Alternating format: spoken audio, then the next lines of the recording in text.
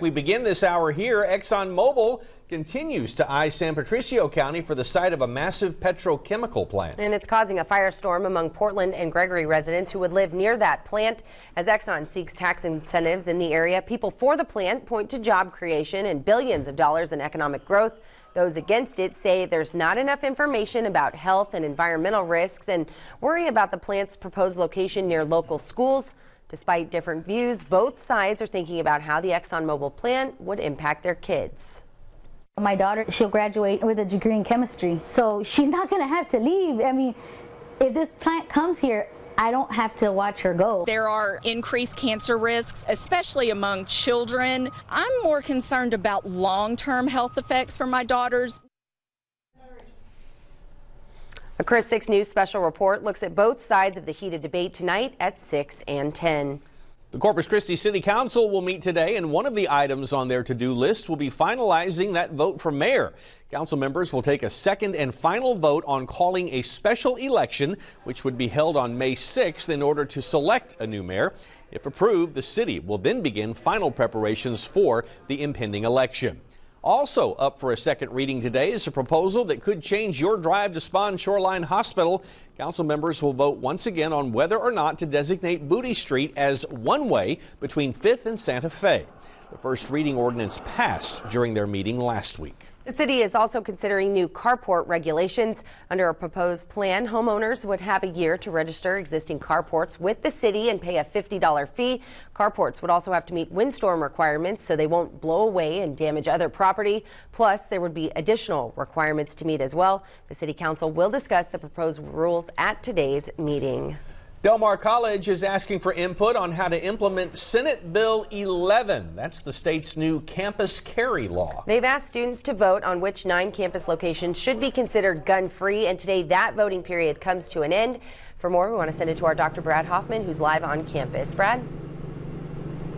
Well, good morning, Mike and Rachel. That's right. Now, the college wanted not only the students' input, but they also wanted inputs from the community at large. So they put up a website that started February 1st, and the last day for you to give input is today.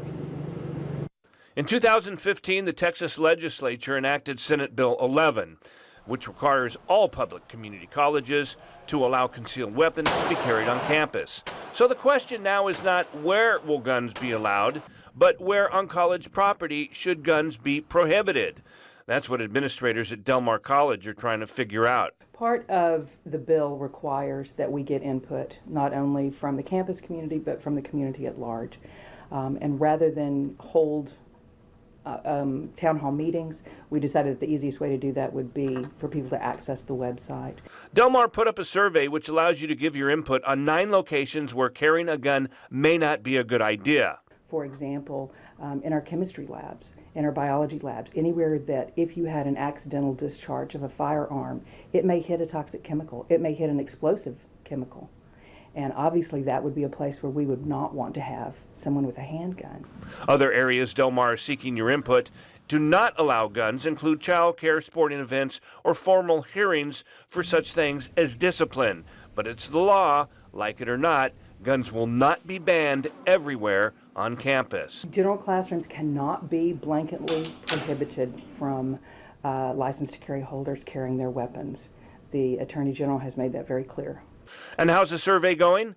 Dr. Lewis says it's too close to call. It is almost exactly half ban guns everywhere and allow guns everywhere. There's very little middle ground. This is a very emotional issue for a lot of people. Now, if you would like to give your input, I invite you to go to our website where you'll find a link to the survey. I'm Dr. Brad Hoffman reporting live. Let's send it back to the studio. This just in from Italy. Now take a look. We have a video of Europe's most active volcano erupting. This latest eruption happened a little earlier this morning, and was not dangerous, and the nearby airport of Catania is still open and fully operating, happening right now in Italy. 4 people were killed when a plane crashed into a Southern California neighborhood.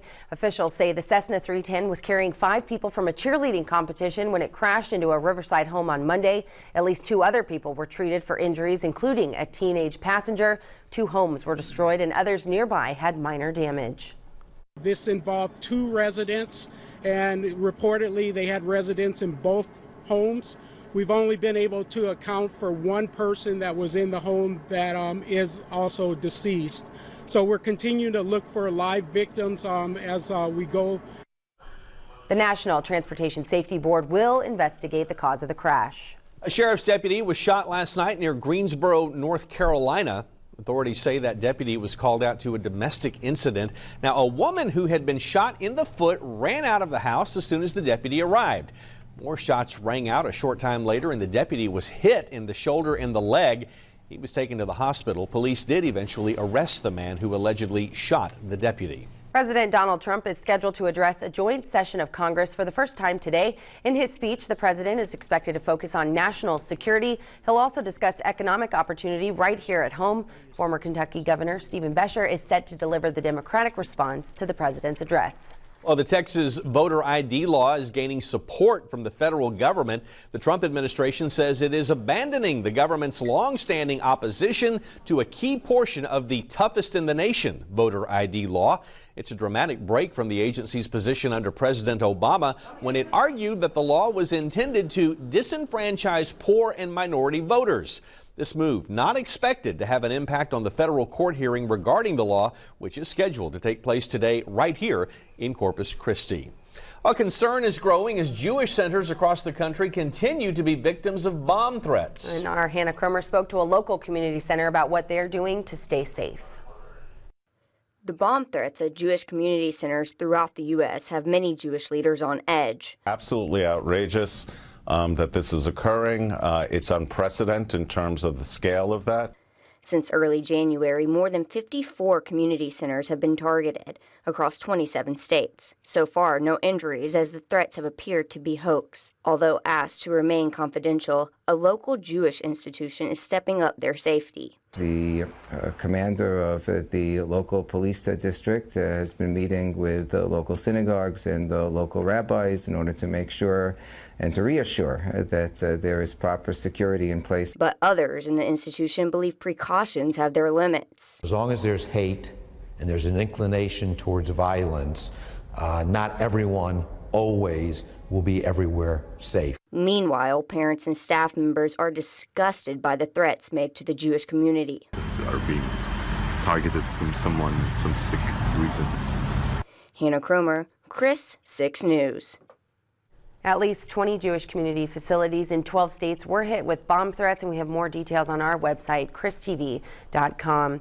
And now for a quick look at how local veterans will be honored for their service today, here's Stephania Jimenez.